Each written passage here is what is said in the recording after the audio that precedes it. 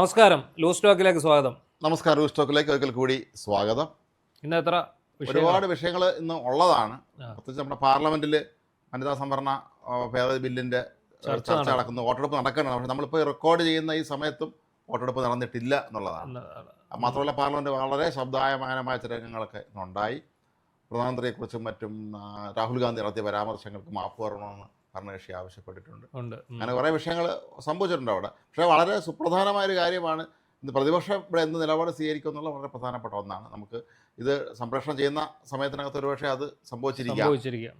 പക്ഷേ നമ്മുടെ നാട്ടിലെ വനിതകളെ സംബന്ധിച്ചിടത്തോളം വളരെ പ്രധാനപ്പെട്ട ഒരു കാര്യം തന്നെയാണ്. ഇതിൻ്റെ സീറ്റുകളുടെ വർധന സംബന്ധിച്ചാണ് ഇപ്പോഴും ഒരു തർക്കം നിലനിൽക്കുന്നത്. അതുപോലെ ഇതിനിടയ്ക്കൂടെ ഈ തെക്ക് വടക്ക് എന്നുള്ളൊരു വേർതിരിവ് കൊണ്ടുവരാനുള്ള ശ്രമം കൂടി നടക്കുന്നുണ്ട്. മാത്രമല്ല ഇതിനെ എതിർക്കുന്നതിലും പറയുന്നത് ഇനി തെക്കേ ഇന്ത്യ ഇല്ലെങ്കിലും വടക്കേ ഇന്ത്യയുടെ സീറ്റ് കൊണ്ട് BJP ഭരിക്കാം. അപ്പോൾ അതുകൊണ്ട് അങ്ങനെ തെക്കം വടക്കം കട്ടിംഗ് ദ സൗത്ത് എന്ന് പറഞ്ഞതുപോലെ അതുപോലെ പാക് അധീന കാശ്മീരി വരെ വോട്ടവകാശം വരുന്നു എന്നാണ് പറഞ്ഞു ഇന്ത്യക്ക്, അല്ലേ? അതെ, അങ്ങനെയാണ് പറഞ്ഞിരിക്കുന്നത്. അവിടെ ഉള്ളവർക്ക് വരെ വോട്ടവകാശം കൊടുക്കത്തക്ക രീതിയിലാണ് വരാൻ പോകുന്നതെന്നാണ് പറഞ്ഞത്. ഇപ്പോൾ ഈ തെക്കൻ സംസ്ഥാനങ്ങളിലുള്ളവർ ഭയക്കണ്ട എന്ന് പ്രധാനമന്ത്രി പറഞ്ഞിട്ടുണ്ട്. കാരണം ഇതിൽ ഒരു ചെറിയൊരു വിഷയമുള്ളത്, ഈ നമ്മുടെ ഈ ജനസംഖ്യ കുടുംബാസൂത്രണമൊക്കെ നടപ്പിലാക്കിയപ്പോൾ തെക്കൻ സംസ്ഥാനങ്ങളാക്കാർ ഏറ്റവും ഫലപ്രദമായി നടപ്പിലാക്കിയത്. താരതമ്യേന വടക്കൻ സംസ്ഥാനങ്ങളെ അപേക്ഷിച്ച് ജനസംഖ്യ ഇവിടെ കുറവാണ്. അപ്പോൾ അങ്ങനെ ജനസംഖ്യയുടെ അടിസ്ഥാനം വെച്ച് നോക്കുമ്പോൾ നമ്മുടെ സീറ്റുകളിൽ എണ്ണം ഒരുപാട് കുറവുണ്ടാകാൻ സാധ്യതയുണ്ട് എന്നാണ് പ്രതിപക്ഷം ആരോപിക്കുന്നത്. അതുപോലെ പ്രതിപക്ഷത്തിൻ്റെ ഭാഗത്തു നിന്നൊരു നിർദ്ദേശം എനിക്ക് തോന്നുന്നു 2011 സെൻസസ് അനുസരിച്ച് നടത്താമെന്ന് ഇവർ പറയുന്നു. അപ്പോൾ 2026 വെച്ച് നടത്തണമെന്നാണ് പ്രതിപക്ഷം പറഞ്ഞത്. അപ്പം ശരിക്കും 2011 സെൻസസ് വെച്ച് നടത്തുകയായിരുന്നെങ്കിൽ കുറച്ചുകൂടെ പ്രയോജനപ്രദം പ്രതിപക്ഷത്തിനാകുമായിരുന്നു. പക്ഷേ ഇതിപ്പോൾ 2026 ആയതോടെ അത്രയും കൂടെ ജനസംഖ്യ കുറഞ്ഞു. അതാണ് അതിനകത്ത് ഉദ്ദേശിക്കുന്നത്. കുറഞ്ഞെന്നല്ല, ആ ശരാശരി വെച്ച് നോക്കുമ്പോൾ അപ്പോൾ പിന്നെ നമ്മൾ ഇന്ന് ചർച്ച ചെയ്യേണ്ട ഏറ്റവും പ്രധാനപ്പെട്ട കാര്യം, എനിക്ക് തോന്നുന്നു മുഖ്യധാരാ മാധ്യമങ്ങൾ കഴിഞ്ഞ കുറേ ദിവസങ്ങളായി അത്ര പ്രാധാന്യം കൊടുക്കാതിരുന്ന, എന്നാൽ ദേശീയ മാധ്യമങ്ങൾ വളരെയധികം പ്രാധാന്യത്തോടെ വാർത്തകൾ പ്രസിദ്ധീകരിച്ചിരുന്ന TCS Tata consultancy services limited, അവിടുത്തെ കോർപ്പറേറ്റ് ജിഹാദ് എന്ന പറയുന്ന ഒരു വാക്കിലാണ് അത് വിശേഷിപ്പിക്കപ്പെട്ടിരിക്കുന്നത്. അത് രണ്ട് പക്ഷം പറയുന്നുണ്ട്. ഇത് ക്രിയേറ്റഡ് ആണെന്ന് പറയുന്നു. ഒരു ഭാഗം അങ്ങനെ ഇപ്പോഴും അവർ ആ നിലപാടിൽ ഉറച്ചിരിക്കുകയാണ്, ഇത് ക്രിയേറ്റഡ് ആണ്, ഇത് ഒറിജിനൽ അല്ല എന്നുള്ള രീതിയിലേക്ക് പോകുന്നത്. അതായത് ഈ സോഷ്യൽ മീഡിയയിലെ മുസ്ലിങ്ങളായിട്ടുള്ള ഇൻഫ്ലുവൻസേഴ്സ് എല്ലാം ഇത് ഒരു ഇൻ്റർഎക്സ്പ്രസിൻ്റെ ഒരു വാർത്തയുടെ കട്ടിങ് വെച്ചുകൊണ്ട് ഇത് അവിടെ പോലീസ് പിന്നെ ലവ് ജിഹാദ് ഇല്ല, അതുപോലെ കോർപ്പറേറ്റ് ജിഹാദ് എന്ന് പറയുന്നത് ശരിയല്ല എന്നൊക്കെ പറഞ്ഞാൽ അവിടെ വലിയ തോതിൽ മതം മാറ്റം അതിനുള്ള ശ്രമം നടന്നു എന്നൊക്കെ ഉള്ളതാണ് ഏറ്റവും വലിയ ആരോപണം. മതം മാറ്റവും ചില സ്ത്രീകളെ പീഡിപ്പിച്ചു എന്നൊക്കെയാണ് പറയപ്പെടുന്നത്. പക്ഷേ ഇതിനെ അവരുദ്ദേശിക്കുന്ന, അതായത് നമുക്ക് ആദ്യം ഇതിൻ്റെ എതിർപക്ഷം പറയുന്നത് നമുക്ക് ആദ്യം എന്താണെന്ന് ചോദിച്ചാൽ, അവർ പറയുന്നത് ഇവിടെ അങ്ങനെ ഒരു സംഭവം നടന്നിട്ടില്ല. പോലീസിന്റെ സഹായത്തോടെ, മഹാരാഷ്ട്ര പോലീസ് നാസിക്കിലാണല്ലോ, പോലീസിന്റെ സഹായത്തോടെ അങ്ങനെ ഒരു സംഭവം ഉണ്ടാക്കിയെടുത്തു. അതെ, അങ്ങനെ ഉണ്ടാക്കിയെടുത്തു എന്നാ പറയുന്നത്. അതായത് ഈ വനിതാ പോലീസുകാരെ മഫ്തിയിൽ അവിടെ കയറ്റി വിട്ടിട്ട് ഈ ജീവനക്കാർക്ക് വേണ്ട ട്രെയിനിങ് കൊടുത്ത് ആ രീതിയിൽ കേസ് ഫ്രെയിം ചെയ്തു എന്നാണ് പറയുന്നത്. അതെ, അവർ പറയുന്നത് എന്താണെന്ന് വെച്ചാൽ, ഈ നമ്മുടെ നാട്ടിൽ പലപ്പോഴും സംഭവിക്കാറുള്ള ചില സ്ത്രീ പീഡനങ്ങൾ അവിടെ സംഭവിച്ചിട്ടുണ്ടായിരുന്നു. ഈ സ്ത്രീ പീഡന സംഭവങ്ങളെല്ലാം തന്നെ ഇതിനെ ഇങ്ങനെ രീതിയിൽ അത് മതം മാറ്റത്തിലേക്ക് ഒന്ന് ഡൈവേർട്ട് ചെയ്തെടുത്തുകൊണ്ട് ഇതിൻ്റെ ഗതി മാറ്റിവിടാൻ ഉള്ള ശ്രമം നടക്കുന്നു എന്നാണ് ഒരു വിഭാഗം ആരോപിക്കുന്നത്. ഇത് ഈ നിദാ ഖാൻ എന്ന് പറയുന്ന HR അസിസ്റ്റന്റ് മാനേജർ, അവരാണ് ഇതിനകത്തെ മുഖ്യപ്രതി. അവരിപ്പോഴും ഒളിവിലാണ്. ഈ സ്ത്രീയുടെ അടുത്താണ് ഇവരെല്ലാം നിന്ന് പരാതി കൊടുത്തത്. പരാതി കൊടുത്തപ്പോൾ അവർ അത് വേണ്ടത്ര പ്രാധാന്യം കൊടുത്തില്ല എന്നാണ് പറയപ്പെടുന്നത്. അപ്പോൾ അവർ ഒളിവിലാണ്. അവരവിടുത്തെ പ്രാദേശിക കോടതിയിൽ മുൻകൂർ ജാമ്യത്തിന് അപേക്ഷിച്ചിട്ടുണ്ടെന്നാണ് വിവരം. കാരണം അവർ ഗർഭിണിയാണ്, ആരോഗ്യ പ്രശ്നങ്ങളുണ്ട്, അവർക്ക് ആരോഗ്യ പ്രശ്നമുണ്ട്. അതുകൊണ്ട് അവരെ ഒഴിവാക്കണം, അവരെ അറസ്റ്റ് ചെയ്യുന്ന ഒഴിവാക്കണമെന്ന് പറഞ്ഞ് പോയിട്ടുണ്ടെന്നാണ് വിവരം. എന്താണെങ്കിലും ഒരു സത്യമാണെങ്കിൽ ഞെട്ടിക്കുന്ന ഒരു സംഭവമാണ്. കാരണം 8 ജീവനക്കാരാണ് പരാതി കൊടുത്തത്. അതിൽ ഒരാൾ ഒഴിച്ച് ബാക്കി എല്ലാവരും വനിതകളാണ്. ഒരു പുരുഷൻ. ആ പുരുഷൻ കൊടുത്തത് എന്താണ്? അയാളെ മതം മാറ്റാൻ പ്രേരിപ്പിച്ചു, അയാളെ കൊണ്ട് കലിമ ചൊല്ലിച്ചു, ബീഫ് തീറ്റിച്ചു. അയാൾ വെജിറ്റേറിയൻ ആണ്. അയാളെ കൊണ്ട് മാംസാഹാരങ്ങൾ തീറ്റിച്ചു. അയാൾ ഈ പറയുന്ന പോലെ നിസ്കരിച്ചിട്ട് ആ പടം എടുത്ത് ഗ്രൂപ്പിൽ പ്രചരിപ്പിച്ചു എന്ന് പറഞ്ഞ് അത്രയുമാണ് അതിനകത്ത് പറഞ്ഞിരിക്കുന്നത്. അയാളുടെ മേലുദ്യോഗസ്ഥൻ അങ്ങനെ ചെയ്തു എന്നാണ് അയാൾ പറയുന്നത്. അതുപോലെ തന്നെ അദ്ദേഹത്തിന് കുട്ടികളില്ല എന്ന് പറഞ്ഞപ്പോൾ ഭാര്യയെ ഈ മേലുദ്യോഗസ്ഥൻ്റെ ഒപ്പം വിടാൻ അയാൾ ആവശ്യപ്പെട്ടു. ഇതൊക്കെയാണ് അദ്ദേഹത്തിന്റെ പരാതി. ബാക്കി 8 പേരിനകത്ത് ലൈംഗിക പീഡനം ഉൾപ്പെടെ ഉള്ള സ്ത്രീകൾ ആരോപിച്ചിട്ടുണ്ട്. അവരെ പിന്നെ മതം മാറ്റാൻ പ്രേരിപ്പിച്ചു, മതം മാറുന്നതിന് നിർബന്ധിച്ച് ഭക്ഷണം കഴിപ്പിച്ചു എന്നാണ്. അതെ, അതായത് ബീഫ് പോലെയുള്ള ഭക്ഷണങ്ങൾ നിർബന്ധിച്ച് കഴിപ്പിച്ചു എന്നാണ് പറയുന്നത്. എന്തായാലും ആന്റി ടെററിസ്റ്റ് സ്ക്വാഡും അല്ല ATS anti terrorist squad SIT NIA അന്വേഷണം ആരംഭിച്ചിട്ടുണ്ട്. ഇതിന്റെ പിന്നിൽ മഹാരാഷ്ട്ര സർക്കാർ കർശന നടപടിയാണ് എടുത്തിരിക്കുന്നത്. കാരണം ഇത് സത്യമാണെങ്കിൽ ഇത് ഭീകരമായ ഒരു വാർത്തയാണ്. കാരണം നമ്മുടെ നാട്ടിൽ ഒരുപാട് IT സ്ഥാപനങ്ങളിലൊക്കെ തന്നെ ഒരുപാട് നിയമവിരുദ്ധമായ കാര്യങ്ങൾ നടക്കുന്നുണ്ട് നമ്മൾ പലപ്പോഴും നമ്മൾ മനസ്സിലാക്കിയിട്ടുള്ളതാണ്. അതുപോലെ TCS എന്ന് പറഞ്ഞാൽ ടാറ്റയുടെ കമ്പനിയാണ്, ലോകത്തിലെ തന്നെ നമ്പർ 1 IT കമ്പനികളിൽ ഒരെണ്ണമാണ്. അത് മാത്രമല്ല, ടാറ്റയുടെ എല്ലാ കമ്പനികളിലും അങ്ങേറ്റം അവർ എംപ്ലോയീസ് ഫ്രണ്ട്ലിയാണ് നമ്മൾ പറഞ്ഞത്. നമ്മളെ പല സുഹൃത്തുക്കളോട് ജോലി ചെയ്തിട്ടുള്ളവരൊക്കെ പറഞ്ഞിട്ടാണ്. അത് വളരെ ജീവനക്കാരുടെ കാര്യത്തിൽ വളരെ കൃത്യമായി അവർ നോക്കുകയും സാധാരണ ടാറ്റ കമ്പനി ആളുടെ ജോലിയിൽ നിന്ന് പിരിച്ചുവിടില്ലെന്നൊക്കെ കേട്ടിട്ടുണ്ട്. സത്യമാണെന്ന് എനിക്ക് അറിഞ്ഞൂടാ. എന്തായാലും ജീവനക്കാരോട് അങ്ങേറ്റം അവർ മര്യാദയ്ക്ക് പെരുമാറുന്ന സ്ഥാപനങ്ങളിലൊന്നാണ് ഈ ടാറ്റ ഗ്രൂപ്പ് തന്നെ. അവരുടെ ടാറ്റ കൺസൾട്ടൻസി എന്ന് പറയുന്നത് ലോകത്ത് തന്നെ ഏറ്റവും വളരെ പ്രധാനപ്പെട്ട IT കമ്പനികളിലൊന്നാണ്. നമ്മുടെ കേരളത്തിലൊക്കെ തന്നെ അവർക്ക് ഇഷ്ടംപോലെ ബ്രാഞ്ചുകളുള്ളതല്ലേ. ഇപ്പോൾ ഈ ലവ് ജിഹാദ്, ലാൻഡ് ജിഹാദ്, കോർപ്പറേറ്റ് ജിഹാദ്, ഇങ്ങനെ പുതിയ പുതിയ വാക്കുകൾ ഈ നമ്മുടെ ലോകത്തേക്ക്, നമ്മുടെ സൈബർ ലോകത്തേക്കും നമ്മുടെ സാമൂഹിക മാധ്യമ സ്പേസിലേക്കും ഇങ്ങനെ കടന്നു വന്നുകൊണ്ടിരിക്കുകയാണ്. അപ്പോൾ അതിൽ ഏറ്റവും പ്രധാനപ്പെട്ടതാണ് ഇപ്പോഴത്തെ ഈ കോർപ്പറേറ്റ് ജിഹാദ്. ഒരു പുതിയ വാക്കാണ്, അതെ, ഏറ്റവും പുതിയ. ഇപ്പോൾ നമുക്കറിയാം വൈറ്റ് കോളർ ടെററിസം നേരത്തെ സ്ഥിരം ടെററിസത്തിൽ നിന്ന് വ്യതിചലിച്ച് വന്നതാണ് വൈറ്റ് കോളർ ടെററിസം.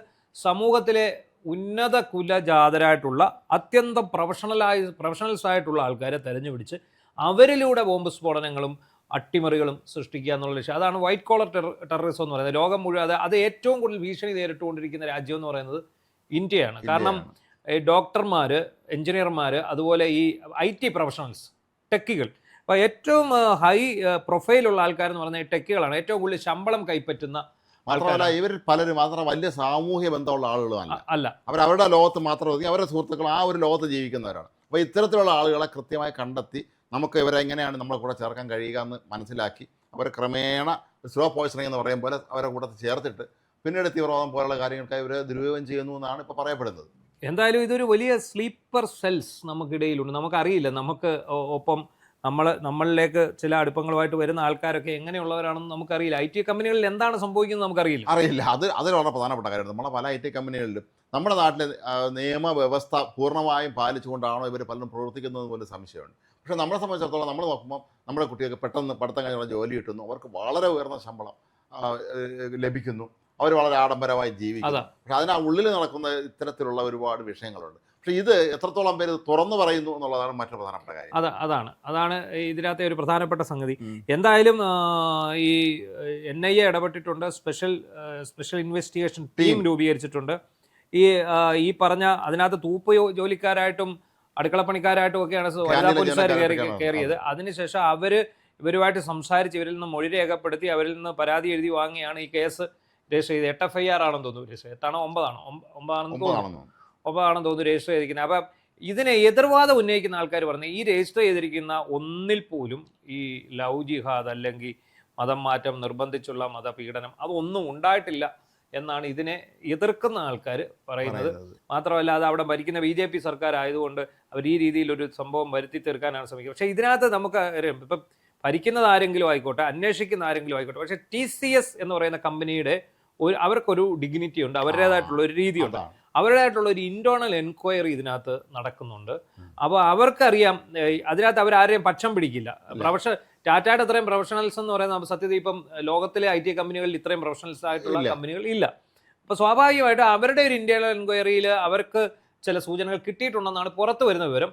എന്താണെങ്കിലും അതിനുശേഷം അവർ വന്നതിന് ശേഷം മാത്രമേ നമുക്ക് ഇതിന്റെ ശരിക്കുള്ള ഇത് ഞാൻ നേരത്തെ പറഞ്ഞതുപോലെ ടാറ്റ എന്ന് പറഞ്ഞാൽ ഏറ്റവും വിശ്വാസമുള്ള സ്ഥാപനങ്ങളിൽ ഒന്നാണ്. അവിടെയാണ് ഈ സംഭവം നടന്നത് എന്നുള്ള ഈ ആരോപണം പുറത്തു വരുമ്പോൾ അത് ശരിക്കും നമ്മളെല്ലാവരും ഞെട്ടിപ്പിച്ചാണ്. അല്ലാത്തൊരു സ്ഥാപനം ടാറ്റ എന്ന് പറയുമ്പോൾ നമുക്കറിയാം അവരുടെ ആ പേര് തന്നെ ഒരു വിശ്വാസ്യതയുടെ ഒരു സൂചകനാണ്. അങ്ങനെയുള്ള ഒരു സ്ഥാപനത്തിൽ ഇത്തരം സംഭവങ്ങൾ നടന്നു എന്ന് പറഞ്ഞാൽ അത് കൃത്യമായി അന്വേഷിക്കണം. അതിൽ യാഥാർത്ഥ്യമാണെങ്കിൽ അത് കുറ്റവാളികളെ പിടികൂടുക തന്നെ വേണം. യാഥാർത്ഥ്യം അല്ലെങ്കിൽ നേരത്തെ അതിനെ എതിർക്കുന്നവർ പറഞ്ഞതുപോലെ അങ്ങനെ അല്ലെങ്കിൽ അക്കാര്യം നമ്മൾ അറിയിക്കുകയും വേണം. അതല്ലെങ്കിൽ ടാറ്റ പോലുള്ള സ്ഥാപനം നമ്മളെ വീട്ടിലെ ഒക്കെ തന്നെ അല്ല മറ്റു കുടുംബങ്ങളിലെ പെൺകുട്ടികൾ ഉൾപ്പെടെ എങ്ങനെയാണ് ഈ സ്ഥാപനങ്ങളിൽ ജോലിക്ക് പറഞ്ഞേക്കാന്ന് സ്വാഭാവികമായിട്ട് ചിന്തിക്കും. അതുപോലെ അതിൽ നിന്ന് നമുക്ക് കേരളത്തിലേക്ക് വരാം. ഇനിയും കേരളത്തിലെ 2 പ്രധാനപ്പെട്ട വിഷയങ്ങളാണ് നമ്മൾ നോക്കേണ്ടത്. ഒന്ന്, ഈ മുഖ്യമന്ത്രി കസേര സംബന്ധിച്ച് UDF-ൽ നടക്കുന്ന അടിയാണ്. ആ അടി ഓരോ ദിവസം കൂടുന്തോറും വളരെ എന്താ പറയുന്നത്, വളരെ മോശമായ രീതിയിൽ മോശം അവസ്ഥയിലേക്ക് പോകുന്നത്. ഈ സീനിയർ നേതാക്കന്മാർ തന്നെ ഓരോ അഭിപ്രായ പ്രകടനങ്ങൾ ഇന്നും നടത്തുന്നുണ്ട്. അപ്പോൾ ഇതിനിടയ്ക്ക് ഇപ്പം നമുക്ക് ഇതിനകത്തു നിന്ന് ഡെവലപ്പ് ചെയ്തു വരുന്ന കാര്യങ്ങളിൽ ഏറ്റവും പ്രധാനമായിട്ട് തോന്നുന്ന ഒന്ന്, ഈ VD സതീശനെതിരെ ഒരു വലിയ ഒരു ഗ്രൂപ്പ് ഒരു മൂവ്മെന്റ് നടക്കുന്നുണ്ട്. കാരണം VD സതീശനൊപ്പം ആകെ കൈപൊക്കാൻ, VD സതീശൻ ജയിച്ചാൽ ആകെ കൈപൊക്കാൻ മുഹമ്മദ് ഷിയാസ് മാത്രമേ കാണൂ. അയാൾ ജയിക്കുകയാണെങ്കിൽ, കൊച്ചിയിൽ നിന്ന് വേറെ ആരെയും കിട്ടുന്നില്ല. കാരണം നമുക്ക് നോക്കിയാൽ അറിയാം, KC വേണുഗോപാലിന്റെ പിന്നിലാണ് ബാക്കി എല്ലാവരും അണിനിരന്നിരിക്കുന്നത്. അത്രയും പവറുണ്ട് പാർട്ടിക്കകത്ത്. അതെ, അതിനൊപ്പം തന്നെ രമേശ് ചെന്നിത്തലയുടെ പേര് ഉയരുന്നുണ്ടെങ്കിൽ പോലും അദ്ദേഹത്തിന് ഈ പറയുന്ന പിന്തുണയില്ല. അദ്ദേഹം ഡൽഹിയിലുണ്ട്, അദ്ദേഹം ഒരുപക്ഷെ കേന്ദ്ര നേതാക്കളെ കാണുക എന്ന് പറയുമ്പോൾ ഹൈക്കമാൻഡിന്റെ ഏറ്റവും വലിയ കടമെന്ന് പറയുന്നത് KC വേണുഗോപാൽ തന്നെയാണ്. അതെ, അപ്പം KC കേന്ദ്രം എന്ന് പറഞ്ഞാൽ KC ആണ്. KCയെ തന്നെ നേരിട്ട് കാണേണ്ട ഒരവസ്ഥയാണ്. ഇന്നിപ്പോൾ MK രാഘവൻ MP കോഴിക്കോട് അല്ലേ, അദ്ദേഹം ഇന്നൊരു പ്രസ്താവന, അദ്ദേഹത്തെക്കുറിച്ച് നമ്മൾ അന്ന് ആദ്യം ഈ പലരും MP-മാര് അസംബ്ലിക്ക് മത്സരിക്കാൻ പോകുന്നു എന്ന് കേട്ട കൂട്ടത്തിൽ ഇദ്ദേഹത്തിന്റെ പേരും കേട്ടിരുന്നതാണ്. അന്ന് അദ്ദേഹത്തിന് താല്പര്യം ഉണ്ടായിരുന്നു. താല്പര്യം ഇല്ലാത്തവരാരും ഇല്ലായിരുന്നു. അതിനകത്ത് കോൺഗ്രസിന്റെ മുഴുവൻ MP-മാർക്കും താല്പര്യമായിരുന്നു. ശശി തരൂരിനുള്ളൂ എനിക്ക് തോന്നുന്നു ഇല്ലാതെ. അതെ, അത്രേ ഉള്ളൂ. ബാക്കി എല്ലാവർക്കും ഇവിടെ മന്ത്രിയാവാം എന്നുള്ളൊരു ചിന്ത. അതെ, ഇപ്പോഴില്ലെങ്കിൽ പിന്നെ ഒരിക്കലും ഇല്ല. കാരണം ആറ്റ് തോറ്റൊരു ഭരണം കിട്ടാൻ പോവാണ്. കിട്ടുമെന്ന് ഏതാണ്ട് ഉറപ്പാണ്, ഉറപ്പിച്ച് കഴിഞ്ഞു, അതിന് സംശയമൊന്നും വേണ്ട. പക്ഷേ ഈ പറയുന്ന മുഖ്യമന്ത്രി സ്ഥാനത്തെ ചൊല്ലിയുള്ള അടി, ഇതിനകത്ത് ഇനിയിപ്പോൾ വരാൻ പോകുന്ന, ഇന്നിപ്പം MK രാഘവൻ പറഞ്ഞ എന്താണെന്ന് അറിയാമോ, ഈ MP-മാർ മത്സരിക്കണ്ട എന്ന തീരുമാനം കോൺഗ്രസിന്റെ കേന്ദ്ര നേതൃത്വത്തിന്റെ ആയിരുന്നില്ല, ഹൈക്കമാൻഡ് തീരുമാനം ആയിരുന്നില്ല. അത് വളരെ പ്രധാനപ്പെട്ട ഒരു കാര്യമാണ്. നേരത്തെ ഒക്കെ നമ്മളെല്ലാവരും വാർത്ത കൊടുത്തതും അന്ന് പുറത്തു വന്ന വാർത്തകളെല്ലാം തന്നെ കോൺഗ്രസ് ഹൈക്കമാൻഡ് പറഞ്ഞു MP മത്സരിക്കേണ്ടെന്ന് തന്നെയായിരുന്നു. പക്ഷേ അല്ലാതെ MK രാഘവൻ പറഞ്ഞത് അത് ഇവിടെ ചിലരുടെ, അതായത് പുള്ളി വ്യക്തമായ ഒളിയമ്പ് സതീശനെയാണ് വയ്ക്കുന്നത്. ഉറപ്പാണ്. കാരണം സതീശനെതിരെയാണ്, സതീശൻ കാരണമാണ് ഇവിടെ MP-മാർക്ക് മത്സരിക്കാൻ പറ്റാതെ പോയത്. അപ്പോൾ ആ കാര്യത്തിൽ സതീശൻ കാണിച്ച ഒരു പിടിവാശി നമ്മളൊക്കെ അന്ന് അഭിനന്ദിച്ചെങ്കിലും അതെ, ഇപ്പോൾ നമുക്ക് മനസ്സിലാവുന്നുണ്ട്, കോന്നി പോലെയുള്ള മണ്ഡലങ്ങൾ നമ്മൾ സർവേ നടത്തി കഴിഞ്ഞു. അതെ, ഞങ്ങൾ കോളേജ് സർവേ ചെയ്യുന്നപ്പോൾ എല്ലാവരും അടൂർ പ്രകാശ് ആണെങ്കിൽ ഈസിയായി ജയിച്ചിരുന്നത് എന്നാണ് പറഞ്ഞത്. അപ്പോൾ അങ്ങനെയുള്ള അടൂർ പ്രകാശിനെ മത്സരിപ്പിക്കാമായിരുന്നു, ഷാഫി പറമ്പിലിനെ മത്സരിപ്പിക്കാമായിരുന്നു. ഇവരെയൊക്കെ മത്സരിപ്പിച്ച് കഴിഞ്ഞ് രണ്ടാമതിനി ഈ MP, അതായത് പാർലമെൻറ്റ് തെരഞ്ഞെടുപ്പ്, ഉപതെരഞ്ഞെടുപ്പിൽ ജയിക്കുമോ എന്ന് ചോദിച്ചാൽ ജയിക്കാതിരിക്കാൻ ഒരു സാധ്യതയില്ല. കാരണം ഇതിൻ്റെ ഒരു തരംഗത്തിന് പിന്നാലെയാണ് അത് നടന്നത്. അപ്പോൾ അങ്ങനെയുള്ള ഒരു കാര്യം ഉണ്ടായിരുന്നപ്പോൾ MP-മാർ മത്സരിക്കണ്ട എന്ന് ഒരു തിട്ടൂരം പുറപ്പെടുവിക്കാൻ കാരണക്കാരനായത് സതീശനാണെന്ന് അദ്ദേഹം പറഞ്ഞു. അതുപോലെ തന്നെ ഇപ്പം നടക്കുന്ന ഈ അടിയെ, ഈ തമ്മിലടിയെ വളരെ ഇത് മോശമെന്നാണ് അദ്ദേഹം പറഞ്ഞിരിക്കുന്നത്. വളരെ രൂക്ഷമായ ഭാഷയിൽ അദ്ദേഹം വിമർശിച്ചിട്ടുണ്ട്. അല്ല, അത് സത്യമാണല്ലോ. കാരണം അധികാരം കിട്ടിക്കോട്ടെ, അധികാരം കിട്ടിയിട്ട് ഇതിന് പോയാൽ പോരെ. ഇപ്പോഴേ ഇതിൻ്റെ പേരും പറഞ്ഞ് ഗുസ്തി പിടിക്കുമ്പോൾ മാത്രമല്ല, ഇന്ന് കേരളത്തിൽ വളരെ വിചിത്രമായ മറ്റൊരു വാർത്ത കൂടെയുണ്ട്. അത് വായിച്ചപ്പോൾ തോന്നിയത്, ഈ പലരും ഇപ്പം തന്നെ മന്ത്രിമാരാകാൻ കച്ചകെട്ടി ഇറങ്ങിയ ആളുകൾ അവരെ വകുപ്പങ്ങ് അവർ എനിക്ക് ഇന്ന വകുപ്പ് വേണം, അവരെ പ്രൈവറ്റ് സെക്രട്ടറിമാരെയും തീരുമാനിച്ചു, എല്ലാം തീരുമാനിച്ചു. ഇത് നമ്മളിപ്പോൾ അത് രസകരം, നമുക്കൊന്ന് ചിന്തിച്ചോ, നമുക്കൊന്ന് ചർച്ച ചെയ്ത് നോക്കാം. 21 മന്ത്രിമാരാണ് LDF-ലുണ്ടായത് അല്ലേ? പിന്നെ ചീഫ് വിപ്പും ഒരു ചീഫ് വിപ്പും, ഇതിനൊപ്പം ഡെപ്യൂട്ടി സ്പീക്കറും. അപ്പോൾ ഇതിനകത്ത് ഇപ്പോൾ നമ്മൾ ആ ഒരു കണക്ക് വെച്ച് നോക്കിയാൽ 8 ഘടകകക്ഷിയിൽ ഏറ്റവും വലുത് മുസ്ലിം ലീഗ്, അവർക്ക് 5 മന്ത്രിമാരെ കൊടുക്കണം. പിന്നെ അവരുടെ പെർഫോമൻസ് വളരെ ആണെങ്കിൽ അവർ ഒന്നുകിൽ ഒരു ഡെപ്യൂട്ടി സ്പീക്കർ സ്ഥാനമോ ചീഫ് വിപ്പോ അങ്ങനെ എന്തെങ്കിലും കൂടെ അവർ ചോദിക്കാൻ ആവശ്യപ്പെട്ടു. അപ്പം അതിനുശേഷം വരുന്നതെന്ന് പറയുന്നത് ഈ പറയുന്ന കേരള കോൺഗ്രസ് ജോസഫാണ്. ജോസഫ് 8 കോൺഗ്രസ് ജോസഫ് എന്നല്ല, ഒറിജിനൽ കേരള കോൺഗ്രസ്. അപ്പോൾ ഇതിനകത്ത് 8 സീറ്റ് മത്സരിച്ചത് 7 അവർ ജയിക്കുമെന്നാണ് കണക്കാക്കുന്നത്. ഇനിയും പൊട്ടഭാഗ്യത്തിന് 8 ജയിച്ചെന്ന് വിചാരിച്ചോട്ടെ, 2 മന്ത്രിമാരെ കൊടുക്കാൻ നിർബന്ധിതരാണല്ലോ. അപ്പോൾ 5 2 7. പിന്നെ ഉള്ളത് CP ജോൺ ഒന്ന് 8. പിന്നെ RSP ഷിബു ബേബി ജോൺ 9. അതിനൊപ്പം അനൂപ് ജേക്കബ്. അപ്പോൾ എത്രയായി? 10 ഈ 10 കഴിഞ്ഞ പിന്നെ മാനസികാപ്പം വിജയിക്കുകയാണെങ്കിൽ അദ്ദേഹം അവകാശം ഉന്നയിക്കാൻ സാധ്യത കൊടുക്കത്തില്ല. അപ്പം ഈ 10 കഴിഞ്ഞ് പിന്നെ ഉള്ളത് 11 മന്ത്രിസ്ഥാനമാണ്. ഈ 11 എണ്ണത്തിൽ കോൺഗ്രസിന് കിട്ടുമ്പോൾ കോൺഗ്രസിൻ്റെ വിഹിതത്തിൽ നിന്ന് ജി സുധാകരനെ പരിഗണിക്കേണ്ടി വരും. ജയിച്ചു വന്നാൽ അദ്ദേഹത്തെ മന്ത്രിയാക്കേണ്ടി വരും. വരുമെന്ന് പറഞ്ഞാൽ കൊടുക്കാതിരിക്കാൻ ഒഴികഴിവുകൾ പറയാം. പക്ഷേ ജി സുധാകരൻ കൊണ്ടുവരുന്നൊരു ഇമ്പാക്റ്റ് അനുസരിച്ചായിരിക്കും അദ്ദേഹത്തിൻ്റെ മണ്ഡലം. ഇപ്പോൾ അദ്ദേഹത്തിൻ്റെ മണ്ഡലത്തിൽ 9 സീറ്റുണ്ട്. കഴിഞ്ഞ തവണ ഒരെണ്ണമാണ് കോൺഗ്രസ് ജയിച്ചത്, ഹരിപ്പാട് മാത്രം, ചെന്നിത്തല മാത്രം. ഇത്തവണ അത് 7-2 എന്ന നിലയിൽ UDF പിടിച്ചാൽ സുധാകരന് ഒരു മന്ത്രിസ്ഥാനം കൊടുക്കാതിരിക്കാൻ പറ്റില്ല. കാരണം അത് അദ്ദേഹത്തിന്റെ മാത്രം നേട്ടമാണ്. അദ്ദേഹം ഉണ്ടാക്കിയ ഒരു അലയോലിയുടെ നേട്ടമാണ്. അത് അവിടെ മാത്രമല്ല പ്രതിഫലിക്കുക, നിയമസഭയിലും ഉണ്ടാവും. പിന്നെ സുധാകരനെ കൊണ്ടുള്ള ശല്യം ഒഴിവാക്കണമെങ്കിൽ അദ്ദേഹത്തെ മന്ത്രിയാക്കുകയും വേണം. അല്ലെങ്കിൽ അദ്ദേഹത്തെ സ്പീക്കർ ആക്കണം. അല്ലെ അദ്ദേഹം പ്രശ്നം ഉണ്ടാക്കും. അയാൾ തെരഞ്ഞെടുപ്പിന് തന്നെ അയാൾ ഭയങ്കര പ്രശ്നം ഉണ്ടാക്കി. വെട്ടൊന്നേ മുറിരണ്ട എന്നുള്ള ശൈലിയിൽ പോകുന്ന ഒരാളായതുകൊണ്ടാണ്. അപ്പൊ പിന്നെ ഇതിനകത്ത് കോൺഗ്രസിന്റെ ഇപ്പം മുഖ്യമന്ത്രി ഈ സ്ഥാനം അങ്ങ് വിടുക, ബാക്കി എത്ര മുതിർന്ന നേതാക്കളുണ്ട്? നമ്മൾ ലിസ്റ്റ് നമ്മൾ ഞെട്ടിപ്പോവും. ഇവരെല്ലാവരും കൂടെ മന്ത്രിയാക്കാന്ന് പറഞ്ഞാൽ കെ മുരളീധരൻ തൊട്ട് തിരുവഞ്ചൂർ രാധാകൃഷ്ണൻ തൊട്ട് ഇതാണ് മുതിർന്ന നേതാക്കന്മാർ തന്നെ ഒരു ബസ് കയറാണ്. പിന്നെ ഓരോ വിഭാഗങ്ങൾ, ഇപ്പൊ യൂത്ത് വിഭാഗം വേണമെന്ന് പറയും, അല്ലെങ്കിൽ ഓരോ സമുദായ പ്രാതിനിധ്യം വേണമെന്ന് പറയും. വിഷ്ണുനാഥ്, ലിജു, ബിന്ദു കൃഷ്ണ, ഒരു വനിത വേണമല്ലോ, വനിത വേണം. പിന്നെ പട്ടികജാതി AP അനിൽകുമാർ ഉണ്ടെങ്കിൽ അദ്ദേഹം, അല്ലെങ്കിൽ സജീന്ദ്രൻ, AP അനിൽകുമാർ, ശാന്തകുമാർ, അങ്ങനെ കുറേ പേര് പട്ടികജാതി വിഭാഗത്തിൽ നിന്ന് വരുന്ന അവരെ ഒരാൾക്ക് കൊടുക്കണം. മുസ്ലിം പ്രാതിനിധ്യം വേണം, ഒരു മുസ്ലിം ലീഗ് 5 ഉള്ളതുകൊണ്ട്. അപ്പൊ എന്ത് വയ്ക്കും, ടി സിദ്ദീഖിന് കൊടുക്കേണ്ടി വരും ഇല്ലേ? പിന്നെ നമ്മുടെ ആലോ MLA ഉണ്ട് അൻവർ സാദത്തിനാണെങ്കിൽ സീനിയോറിറ്റി ഉണ്ട്. മാത്യു കുഴൽനാടന് കൊടുക്കണ്ടേ? ഈ ഇതെല്ലാം മുന്നോട്ട് നയിച്ച ഒരാളെന്ന് പറയുന്നത് ആരാണ്? മാത്യു കുഴൽനാടന് കൊടുക്കണം. അങ്ങനെ ചുരുക്കി പറഞ്ഞാൽ അതുപോലെ ലിജു ഒക്കെ വളരെ സീനിയറാണ്. പിന്നെ ഈഴവ പ്രാതിനിധ്യം നോക്കി വരികയാണെങ്കിൽ കോന്നിയിൽ സതീഷ് കൊച്ചുപറമ്പിൽ ജയിച്ചാൽ ചിലപ്പോൾ അദ്ദേഹം പിന്നെ KC-യുടെ സ്വന്തം ആളാ. സമുദായ പ്രാതിനിധ്യം വളരെ പ്രധാനപ്പെട്ട. ഇനിയിപ്പോൾ അടൂർ പ്രകാശും KC ഒന്നിച്ചു പിടിക്കുകയാണെങ്കിൽ സതീഷ് കൊച്ചുപറമ്പിൽ ജയിച്ചാൽ അദ്ദേഹം ഒരു മന്ത്രിസ്ഥാനം അവകാശപ്പെടാം. അങ്ങനെ വലിയ ഒരു ഇത് വരുന്നുണ്ട്. പിന്നെ എന്താ പറയുന്നത്, വലിയൊരു നിര തന്നെ ഇങ്ങനെ. നമ്മൾ പണ്ട് മലയാള സിനിമയില് ഭൂമിയിലെ രാജാക്കന്മാരെന്ന് രാഷ്ട്രീയ സുന്ദര പടം എങ്ങനെയാണ് മന്ത്രിസ്ഥാനം പിടിച്ചെടുക്കുന്നത് എന്നുള്ളതാണ്. അത് തെരഞ്ഞെടുപ്പ് ഫലം വന്നുകൊണ്ടിരിക്കുകയാണ്. അപ്പം നിലവിലുള്ള മുഖ്യമന്ത്രി ബാലങ്ക നായർ തന്നെയാണ്. അപ്പോൾ അദ്ദേഹത്തിന്റെ കഥാപാത്രം MS നായർ എന്ന മുഖ്യമന്ത്രിയാണ്. അദ്ദേഹം ഞെട്ടിപ്പിച്ചോട്ട് സകലമാന പേരും ജയിക്കുകയാണ്. അപ്പൊ അയാൾ ചോദിക്കുന്നുണ്ട്, യവന്മാരെല്ലാം കൂടെ ഞാൻ എവിടെ കൊണ്ടുപോയി മന്ത്രിയാക്കുമെന്ന്. അന്നേരമാണ് ഇദ്ദേഹം തെങ്ങും പറമ്പും തേയിലത്തോട്ടം എല്ലാം ആഭ്യന്തരമന്ത്രി പ്രധാനം മേടിക്കുന്നത്. അത് ആ സിനിമയുടെ ഏതാണ്ട് ഒരു അവസ്ഥയിലേക്ക് ഈ കാര്യങ്ങൾ എല്ലാവരും കൂടെ കൂട്ടത്തോടെ സ്വീപ്പാണെങ്കിൽ. അപ്പൊ നമ്മളിപ്പോ കണ്ടുകൊണ്ടിരിക്കുന്നത് മുഖ്യമന്ത്രി സ്ഥാനത്തേക്കുള്ള അടി മാത്രമാണ്. ഈ എലക്ഷൻ കഴിയുമ്പോഴത്തേക്ക് ഇപ്പൊ ഈ തയ്യാറാക്കി വെച്ചിരിക്കുന്ന മന്ത്രിസഭാ ലിസ്റ്റും അതിലെ PS-മാരും അതിലെ സ്റ്റാഫുകളും എല്ലാം കൂടി അടുത്ത ഒറ്റ അടി തുടങ്ങും.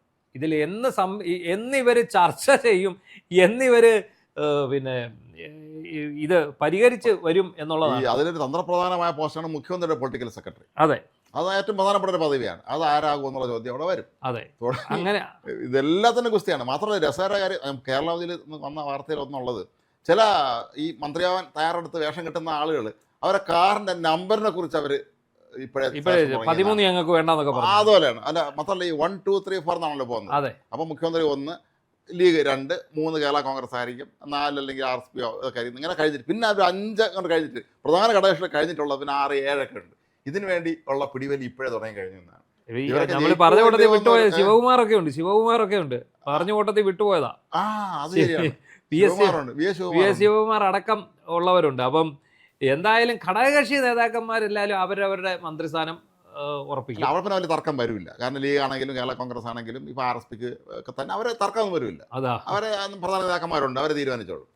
ചുരുക്കി പറഞ്ഞാൽ ഇപ്പം നമ്മളിപ്പം ഇപ്പം നടക്കുന്നത് വെറും ട്രെയിലറാണ്. ഒറിജിനൽ മാസ് ഷോ വരാൻ പോകുന്നേ ഉള്ളൂ. ഇപ്പം നമ്മളിപ്പോൾ എല്ലാവരും മുഖ്യമന്ത്രി സ്ഥാനം സംബന്ധിച്ച് അടി മാത്രമാണ് കണ്ടുകൊണ്ടിരിക്കുന്നത്. അതിന്റെ 2ാം ഘട്ടം അടിയുണ്ട്.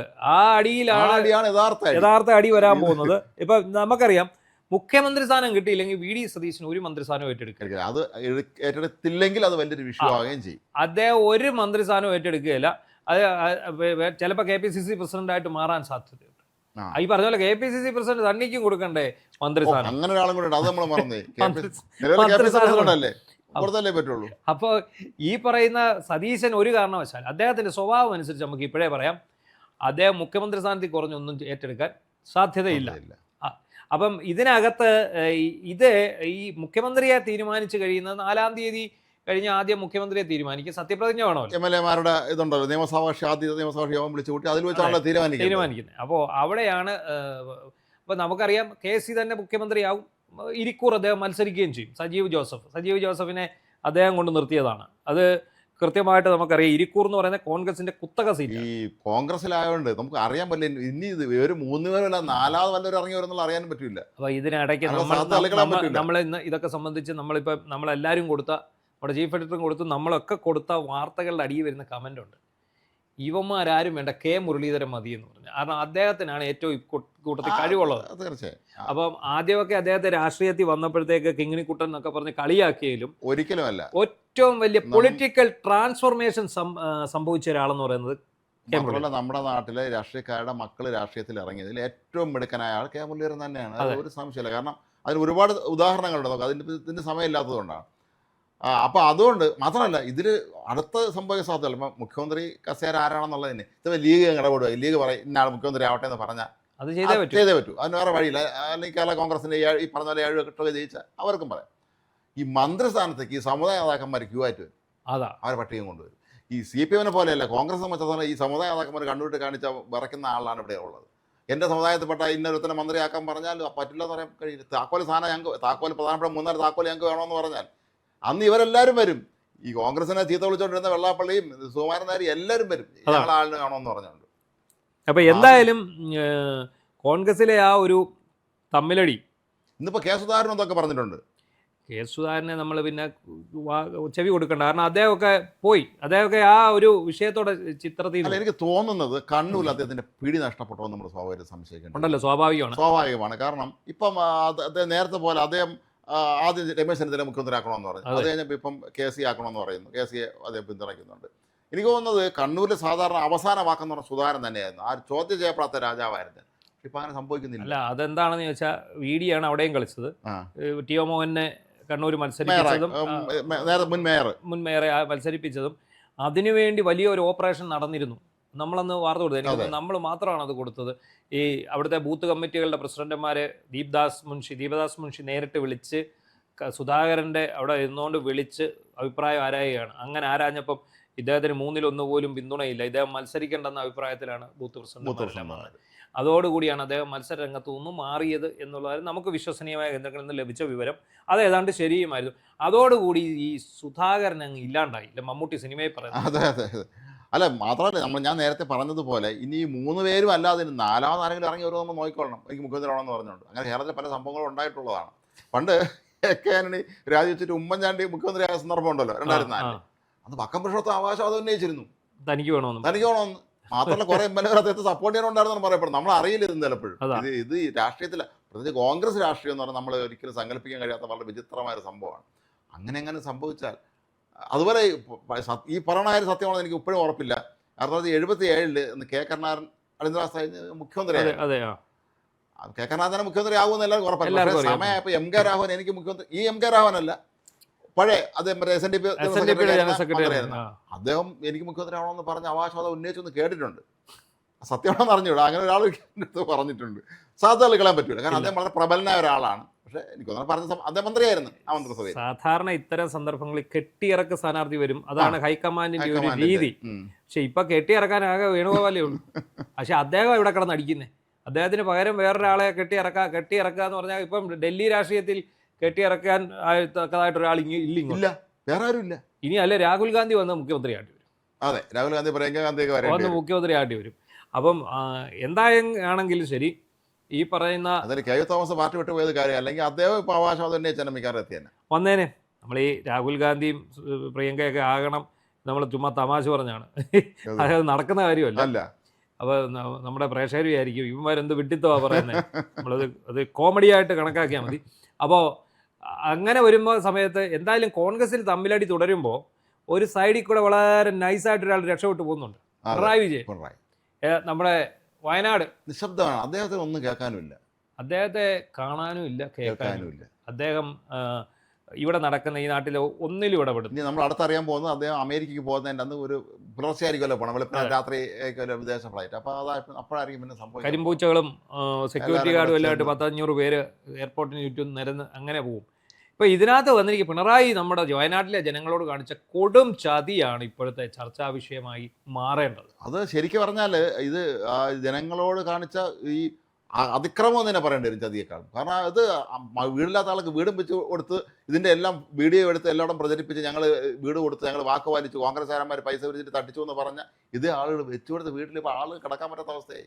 അതിൽ തന്നെ 178 വീടുകളാണ് ഇവർ നിർമ്മിച്ചത്. ഒന്നാം ഘട്ടം ടൗൺഷിപ്പിന്റെ സ്വന്തം ഊരാളുങ്കൽ. ഈ ഊരാളുങ്കലിന്റെ സാമ്പത്തിക സ്രോതസ്സാണ് സത്യത്തിൽ അന്വേഷിക്കേണ്ടത്. ED ആദ്യം റെയ്ഡ് ചെയ്യേണ്ട ഇവന്മാരെയാണ്.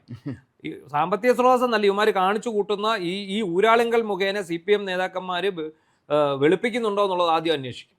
അപ്പൊ ഇതിനകത്ത് ഈ പറയുന്ന ഊരാളുങ്കൽ വെച്ചു കൊടുത്ത വീട് വെടിച്ചു കീറി വിള്ളൽ വീണു എന്നാ പറഞ്ഞു. വിള്ളൽ വീണു. അപ്പൊ ഇത് എന്ത് നിർമ്മാണമാണ് ഇവിടെ ഊരാളുങ്കൽ നടത്തിയിരിക്കുന്നത്? ഇവര് നിർമ്മിച്ച പാലവും അതുമൊക്കെ എങ്ങനെ വിശ്വസിച്ച് നമുക്ക് കയറാൻ പറ്റും? അതെ, മാത്രമല്ല ഈ ഊരാളുങ്കലിനെ കുറിച്ച് എപ്പോഴും ഒരു ക്രെഡിബിലിറ്റി ഉള്ള സ്ഥാപനം നമ്മൾ നേരത്തെ പലപ്പോഴും പല വാർത്തകളും നമ്മൾ വിശ്വസിച്ചിരുന്നു. പക്ഷെ ഇപ്പൊ ഈ വീട് വെച്ചാണ് നമ്മൾ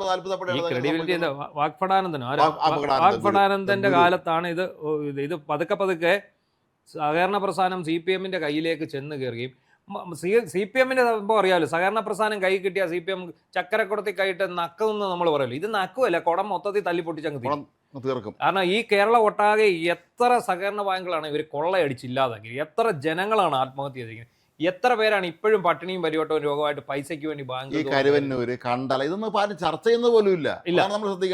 ഈ സഹകരണ പ്രസ്ഥാനത്തെ കേരളത്തിൽ നശിപ്പിച്ചത് ഇവിടുത്തെ CPM ആണ്. കാരണം അവരുടെ 10 വർഷത്തെ ഭരണത്തിനുള്ളിൽ മാനം മര്യാദയ്ക്ക് പ്രവർത്തിച്ചുകൊണ്ടിരുന്ന നല്ല സഹകരണ ബാങ്കുകൾ, കോൺഗ്രസ് ഒക്കെ നടത്തിക്കൊണ്ടിരുന്ന നല്ല സഹകരണ സംഘങ്ങൾ ഇവർ രജിസ്ട്രാറെ ഉപയോഗിച്ച് ഇവർ വഴിവിട്ട് ഇത് മുഴുവൻ പിടിച്ചെടുത്ത് അത് മുഴുവൻ കൊള്ളയടിച്ച് അവിടുത്തെ പൈസ മുഴുവൻ സഹകന്മാർ പുട്ടടിച്ചു. അല്ല, അത് മാത്രമല്ല, ഈ സഹകരണ സംഘങ്ങൾ പിടിച്ചെടുക്കുന്നതിന് പിന്നിലുള്ള ഇവരുടെ ഗ്രാൻഡ് ഡിസൈൻ നമ്മൾ മനസ്സിലാക്കിയിരിക്കേണ്ടതാണ്. കോൺഗ്രസ്സുകാർക്ക് അറിയാൻ പാടില്ലാത്ത പണി അതാണ്.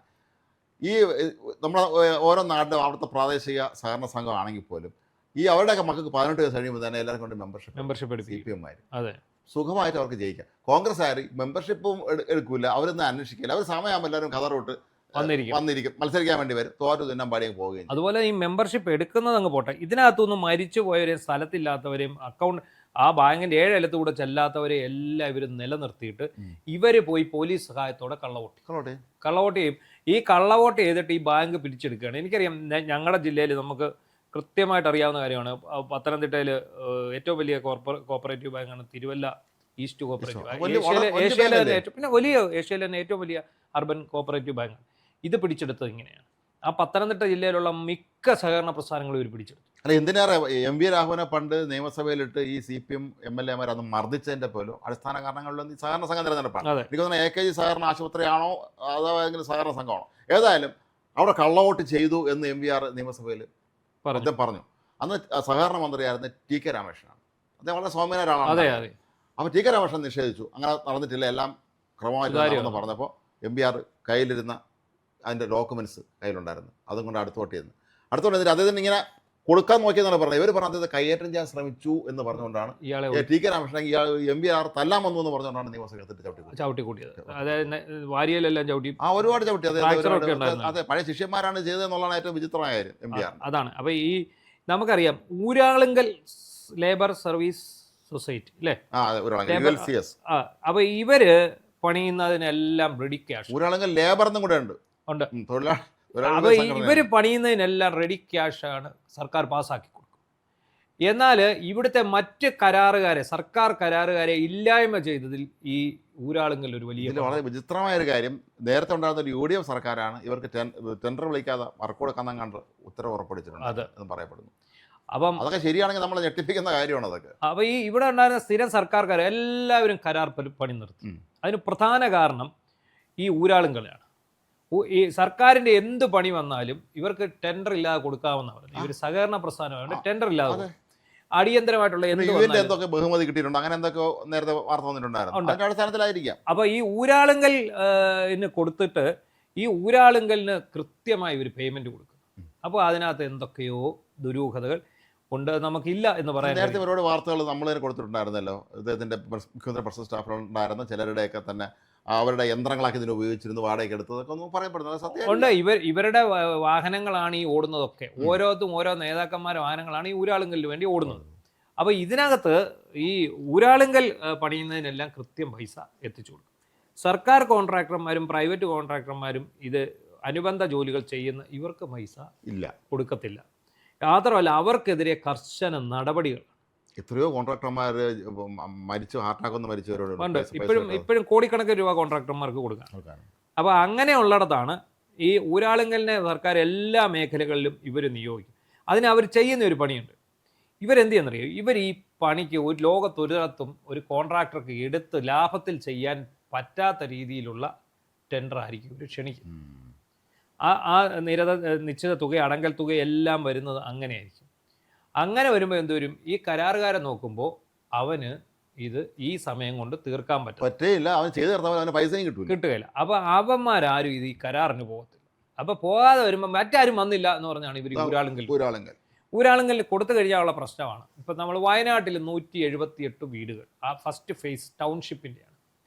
അതിൽ 40 എണ്ണമാണ് വാസയോഗ്യമെന്ന് പറഞ്ഞിരുന്നത്. അതിനകത്ത് പോലും കയറാൻ പറ്റത്തില്ല.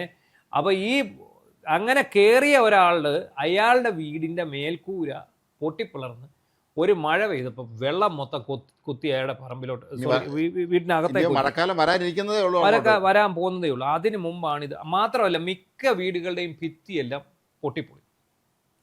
അപ്പോൾ നമ്മൾ ആലോചിക്കണം, അപ്പുറത്ത് മുസ്ലിം ലീഗ് വീട് പണിതു, അവർ ഇലക്ഷന് മുമ്പ് യാതൊരു പബ്ലിസിറ്റി ഇല്ല, അവർ വീട് കൈമാറി. ഒരു നല്ല ഭംഗിയുള്ള വീട്, അടച്ചുറപ്പുള്ള വീടുകൾ. ആ വീട് കിട്ടിയവർ ഭാഗ്യവാന്മാരാണ്. അതെ. അപ്പോൾ ഇവർ ചെയ്തത്, ഇത് പൊട്ടിപ്പിളർന്നു, ഈ വെള്ളമെല്ലാം വീഴുന്ന ഈ വീടുകൾ കൊള്ളത്തില്ല, വീടുകളുടെ നിർമ്മാണത്തിൽ അപാകതയുണ്ടെന്ന് ആ വീട് കിട്ടിയ ആൾക്കാർ തന്നെ മാധ്യമങ്ങൾക്ക് മുന്നിൽ വന്ന് പറയുമ്പോഴാണ് ഇവിടെ നടന്ന വലിയ ക്രമക്കേടും അഴിമതിയും ഈ പാവപ്പെട്ട മനുഷ്യരോട് കാണിച്ച ക്രൂരതയും വെളിയിൽ വരും. മനുഷ്യരുടെ മാനുഷിക പരിഗണന എന്നൊരു കാര്യം ഈ സർക്കാരിൻ്റെ പല കാര്യങ്ങളിലും ഇല്ലായിരുന്നില്ല. അവരെ സ്വന്തക്കാരൊഴികെ ബാക്കി ആരുടെടുത്തും അവർക്ക് യാതൊരു മാനുഷിക പരിഗണന കൊടുക്കാറില്ലായിരുന്നു. അല്ലെ പിന്നെ എന്നായിരുന്നു ഈ ഇത് കൊടുത്ത മാർച്ച് 1 കണ്ടല്ലേ ഈ വീട് കൈമാറി? അതെ, കഴിഞ്ഞ ഈ വീട് കൈമാറിയതിന് അത് ലൈവായിട്ട് PRD മുഖേന എത്ര ചാനലുകളിലൂടെ ഇവർ വിട്ടു. ആ സ്ലോട്ട് എടുത്ത് വിട്ടാണ്, പൈസ വാങ്ങിയാണ് അത് ലൈവ് വിട്ടത്. അത് വിട്ടു എന്ന് മാത്രമല്ല, അവിടെ വന്നു നിന്ന് സിദ്ദിഖിനെ ഇവർ വളരെ മോശമായിട്ട് വിളിച്ച് അവരെ അധിക്ഷേപിച്ചു. അവർ പ്ലാൻ ചെയ്ത് വന്ന് സിദ്ദിഖ് അവിടെ ഒന്നും ചെയ്തിട്ടില്ല എന്ന് വരുത്തി തീർത്ത് ആ മനുഷ്യനെ അദ്ദേഹത്തിന് കരയേണ്ടി വന്നു. അല്ല, ആ സിദ്ദിഖ് കിടന്ന് ഓടുന്നത് നമ്മൾ ആ വെള്ളപ്പൊക്കം മണ്ണിടിച്ചിട്ടുണ്ടായ സമയത്ത് നമ്മൾ കണ്ടാണല്ലോ. ഒരു മനുഷ്യൻ കിടന്ന MLA അദ്ദേഹം കരയേണ്ടി വന്നു. അദ്ദേഹം കരഞ്ഞു വിളിച്ചാണ് അദ്ദേഹം അവിടെ എത്തിയത്. അപ്പോൾ അതിനൊപ്പം തന്നെ ഇവരെന്ത് ചെയ്തു, അങ്ങനെ ഒരു വിവാദം അതിലുണ്ടാക്കി അവിടുത്തെ ശ്രദ്ധ അങ്ങ് തിരിച്ചു. സിദ്ദിഖിന്റെ വിഷയം കാര്യങ്ങളെല്ലാം വൈകാരികമായി തന്നെ ഇവർ നേരിടും. അത് വളരെ തന്ത്രപൂർവ്വമായിരിക്കും. എന്നിട്ട് ഇവരുടെ സൈബർ സേനകളും ഇടത് ബുദ്ധിജീവികളും കുറേ എഴുത്തുകാരുണ്ടല്ലോ, സ്ഥിരം കുറേ എഴുത്തുകാർ. അവർ വലിയ വടിവൊത്ത ചതുര ഭാഷയിൽ എഴുതി ഈ സാധനം, ഈ ചതുര ഭാഷയിൽ എഴുതി ഇവർ മുന്നോട്ട് പോകും. അപ്പോൾ ഈ പറയുന്ന ആ വിഷയത്തിലൂടെ, സിദ്ദിഖിന്റെ വിഷയത്തിലൂടെ അത് തിരിച്ചു. അത് കഴിഞ്ഞപ്പോഴാണ് മമ്മൂട്ടി വരുന്നത്. അതെ, മമ്മൂട്ടി വന്നപ്പോൾ മമ്മൂട്ടിയുടെ ഒരു വിവാദം ഉണ്ടാക്കി. അത്രയും ദിവസം കൂടെ അവർ മറച്ചു. എന്നിട്ട് പിന്നെ അവരുടെ അടുത്ത പ്രോപ്പഗൻഡ ആയിരുന്നു കോൺഗ്രസ് വീട് വെച്ചത് എവിടെ. കാരണം എന്താ, ലീഗ് വീട് വെച്ച് കൊടുത്തത് അതിനെക്കുറിച്ച് മിണ്ടുന്നില്ല. ആ വീട് താമസയോഗ്യമാണ്, അവിടെ താമസിക്കാനും പറ്റും, എല്ലാം ഇതെടുക്കാൻ പറ്റും. കോൺഗ്രസിൻ്റെ വീട് എവിടെ, ആ ഫണ്ട് എവിടെ എന്നുള്ളതായി ഇവരെ ചോദ്യം. എന്നാൽ ഇവർ പിടിച്ച ഫണ്ട് എവിടെ? കോൺഗ്രസിന് ഒരു ആപ്പെങ്കിലും ഉണ്ടായിരുന്നു. അവർ ആപ്പിലൂടെ കൃത്യം ബാങ്ക് അക്കൗണ്ട് കൊടുത്ത് നേരെ അക്കൗണ്ടിലേക്ക് ചെല്ലുന്ന തരത്തിൽ, ഒരു പൈസ ആർക്കും എടുക്കാൻ പറ്റാത്ത തരത്തിലാണ് അത് ചെയ്തത്.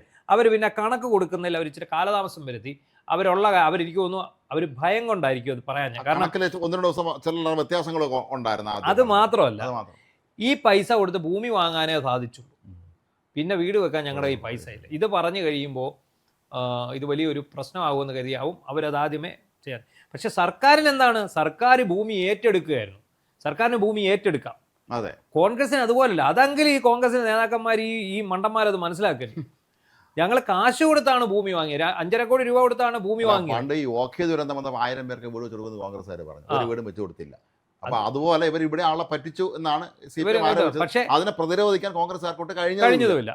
അവസാനം ഇവര് പുറത്ത് ആക്കിയ രാഹുൽ മാങ്കൂട്ടം വേണ്ടി വന്നിരുന്നു. VD സതീശൻ അടക്കം മിണ്ടാൻ പറ്റിയില്ല. രാഹുൽ മാങ്കൂട്ടം വന്ന് കാര്യങ്ങൾ പറയുമ്പോഴാണ് കാര്യം വ്യക്തമാകുന്നത്. എത്ര രൂപ അക്കൗണ്ടിൽ വന്നു, എത്ര രൂപയ്ക്ക് ഭൂമി വാങ്ങി, ഇനി എത്ര രൂപയുണ്ട്, ഇനി KPCC വീട് വെച്ച് കൊടുക്കുന്നത് എത്ര രൂപയ്ക്കാണ്, അത് കൃത്യമായിട്ട് അയാൾ നല്ല രീതിയിൽ അയാൾ അവതരിപ്പിച്ചു. അതിനൊപ്പം തന്നെ ഒരു വിഷയം മുന്നോട്ട് വെച്ചു.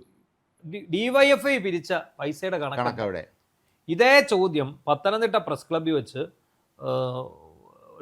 അബിൻ വർക്കിക്ക് നേരെ കൈരളി ലേഖകൻ ചുമ്മാതെ ഇരുന്ന ഒരു പത്രസമ്മേളനം ഒരു മുഖാമുഖമാണ്. ഇതെല്ലാം പൂർത്തിയാക്കി പോകാൻ തുടങ്ങുന്ന സമയത്ത് കൈരളി ലേഖകൻ കയറി അബിൻ വർക്കിയോട് ഇങ്ങനെ ഒരു ചോദ്യം ചോദിച്ചു. ആ ഒരൊറ്റ ചോദ്യം കാരണമാണ് അതിന് മറുപടി പറയാൻ പറ്റാതെ വീണ അവിടെ കണ്ണ് തെളിപ്പോയി. ആ ഒരു തോൽവിയിലേക്ക് നയിച്ചില്ലേ, ഇപ്പൊ ഈ തോൽവിയിലേക്ക് നയിക്കുമല്ലോ. അബിൻ വർക്കി വീണ ജോർജ് തോൽവിയിലേക്ക് നയിക്കപ്പെടാനുണ്ടായ കാരണം ആ ഒരു ചോദ്യമായിരുന്നു. അതിനകത്ത് അബിൻ വർക്കി കൃത്യമായിട്ട് പറഞ്ഞു, DYFIക്കാർ എങ്ങനെയാണ് പണം പിരിച്ചത്, അതിൻ്റെ കണക്കില്ല. അവരാദ്യം ഒരു ചെക്ക് കൊടുത്തു എന്നാണ്, ചെക്ക് അയച്ചു എന്നാ പറഞ്ഞു.